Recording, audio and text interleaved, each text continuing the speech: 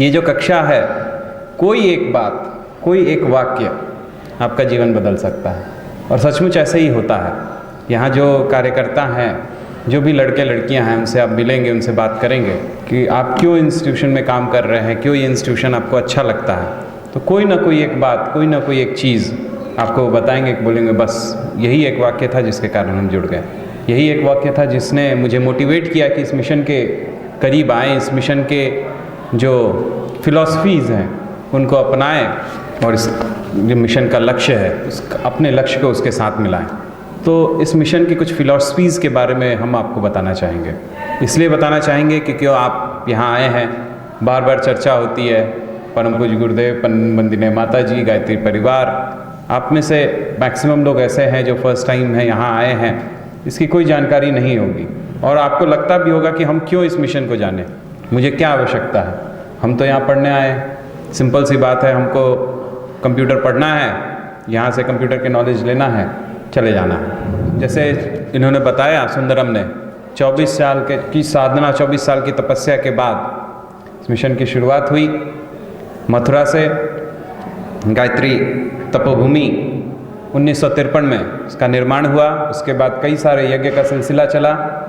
1958 से युग निर्माण योजना चली, उसके बाद शांति कुंज हरिद्वार की स्थापना हुई और ये मिशन आज की डेट में आध्यात्मिक, धार्मिक, सामाजिक कार्य करने वाला देश का नहीं पूरी दुनिया का सबसे बड़ा संगठन बन गया है। संगठन के आपको गौरवान्वित होना चाहिए कि आप उस संगठन के हिस्सा हैं जो देश दुनिया का सबसे बड़ा संगठन है, जो इस स्तर पे काम कर रहा है।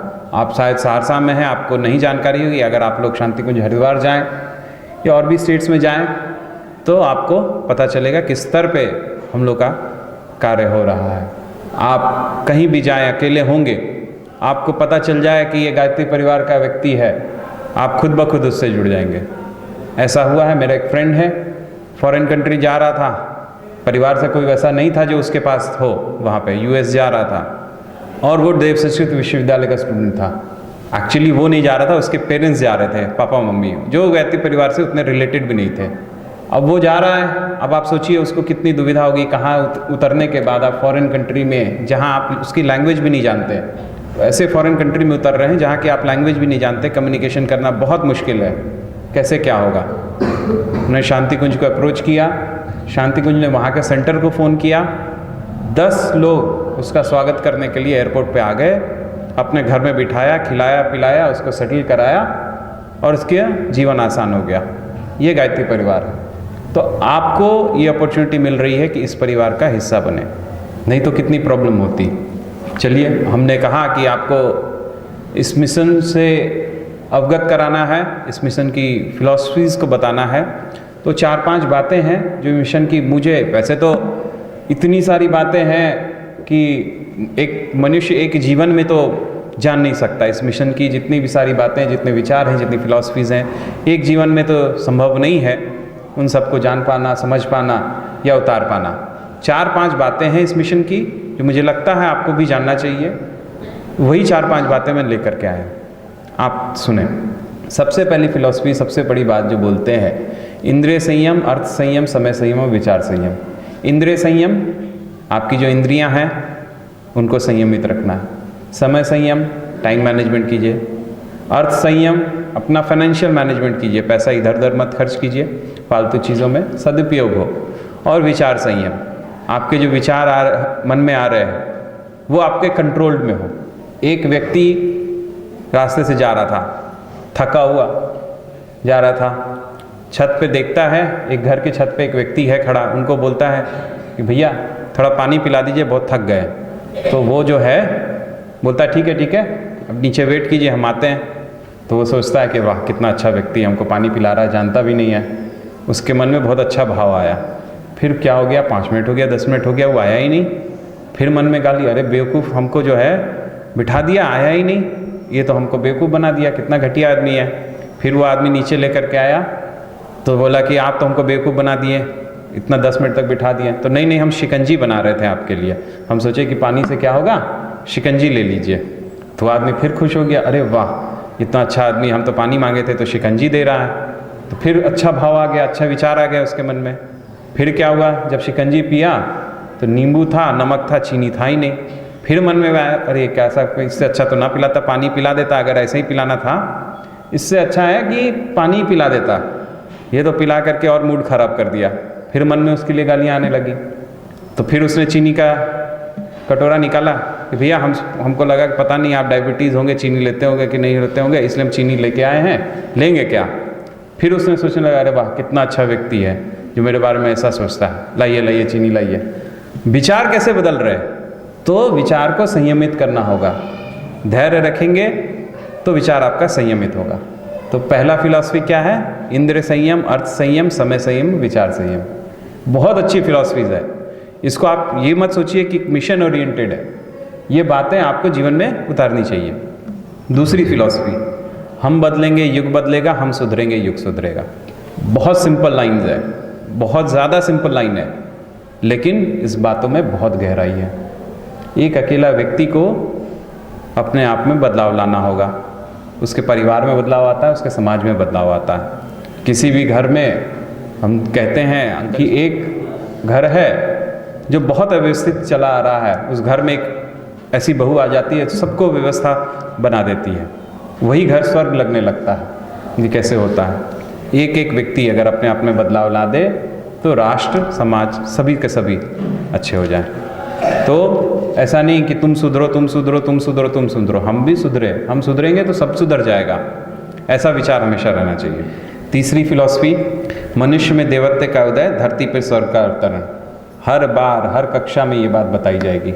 सबसे बड़ा लक्ष्य हमारा मिशन का यही है कि आप में कैसे, आप खुद भगवान कैसे बन जाए, भगवान के अंश कैसे बन जाए, भगवान की जैसी वृत्ति जो है आपके अंदर कैसे आ जाए, खुद भगवान को कैसे धारण कर लें। ऐसा लक्ष्य, ऐसा देव पुरुष, ऐसा मानव, महामानव का निर्माण करना चाहता है ये मिशन।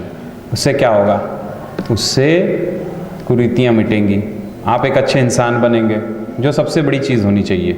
चौथी फिलॉसफी, ये आप लोग को जानना चाहिए, क्योंकि सबसे पहली जो बात मुझे इस मिशन के बारे में स्ट्राइक की थी, वो खुद को मुझे ये फिलॉसफी स्ट्राइक की थी कि आप जब सोचते हैं कि मेरा जीवन कैसा हो, हम कैसे स्तर पर है, हम जो अपना जीवन चलेंगे तो तरीका क्या होगा। अभी तो हम बच्चे हैं, यहाँ बोलता है दान पुण्य करो, फिर बोलता है कि यहाँ तो कोई समाज का काम करो, वो भी अच्छा लगता है, घूमना फिरना भी अच्छा लगता है, पढ़ाई ज़रूरी है, कैसे होना चाहिए अपना जीवन, ये सब उलझ जाते हैं। जब आप बैठिएगा सोचने के कैसे हो अपना जीवन, सब इस बात पे उलझ जाएंगे।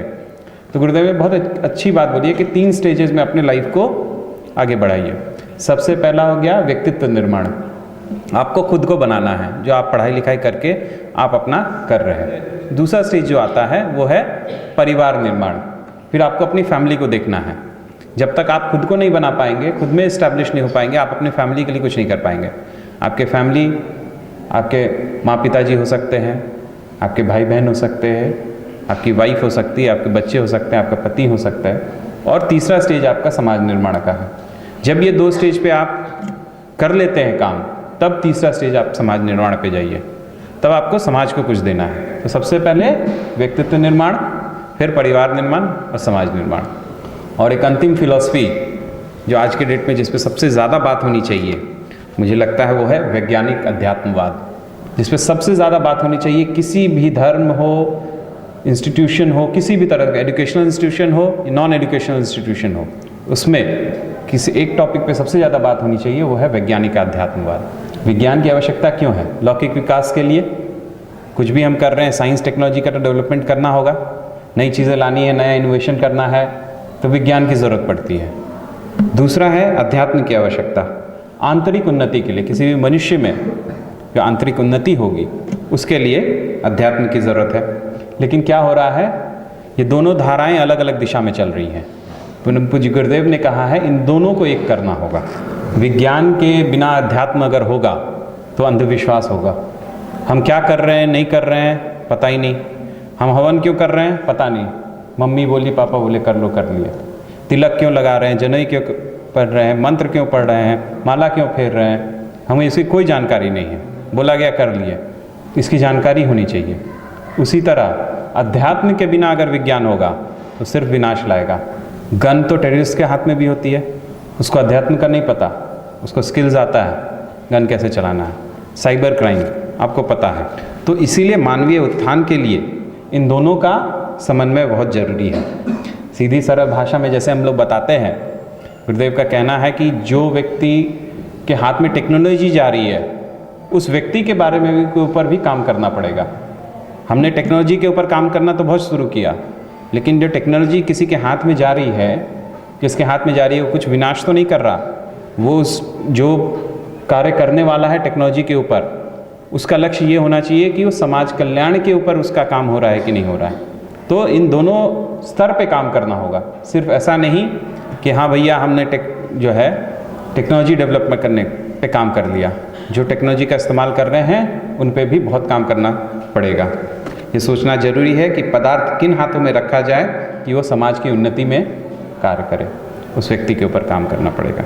ये सब बताने के पीछे एक कारण और भी है। आपको गायत्री परिवार से परिचय कराया गया, आपको गायत्री परिवार के कुछ फिलॉसफीज से आपका परिचय कराया गया। ध्यान लगाइए, अपने लक्ष्य पे केंद्रित रहिए। देखिए हर व्यक्ति यहाँ स्ट्रगल कर रहा है, आप में से भी बहुत लोग स्ट्रगल कर रहे होंगे। किसी को पैसे की दिक्कत होगी, किसी को और कई अन्य दिक्कत होगी जिनकी चर्चा हम नहीं करना चाह रहे हैं। लेकिन यकीन मानिए आपकी कहानी कोई नहीं सुनेगा, कोई नहीं जानेगा जब तक आप जीत नहीं जा सकते। कहानी उसी की सुनी जाती है जो जीतता है। तो हर कीमत पे आपको जीतना होगा, अपने लक्ष्य को पाना होगा, अपने नज़रों में सक्सेसफुल बनना पड़ेगा। तो आप जो सोच रहे हैं ना कि हम अभी स्ट्रगल कर रहे हैं, कोई मेरा सुन ले, मेरा दर्द सुन ले, मेरा दुख है, मेरा ये प्रॉब्लम है, कोई नहीं सुनेगा। आपकी सब सुनेंगे। अभी हमने कहा ना, अल्लू अर्जुन की स्टोरी सुनिए, एलन मस्क की सुनिए, अब्राहम लिंकन की सुनिए, बिल गेट्स की सुनिए। क्यों? वो कामयाब है तब सुनेंगे। जो कामयाब नहीं है उसका स्ट्रगल सुन करके हम क्यों करेंगे? क्या करेंगे? फ़ायदा कुछ नहीं है। तो आप अपने आप को उस स्टेज पे लाइए कि अपनी पूरी एनर्जी, पूरा फोकस जो है अपने लक्ष्य पर केंद्रित कीजिए। बाकी हमने आपको पहले भी बताया, जीवन आपका है, आपके हाथों में है। किस दिशा में ले जाना है ये आप पे निर्भर करता है।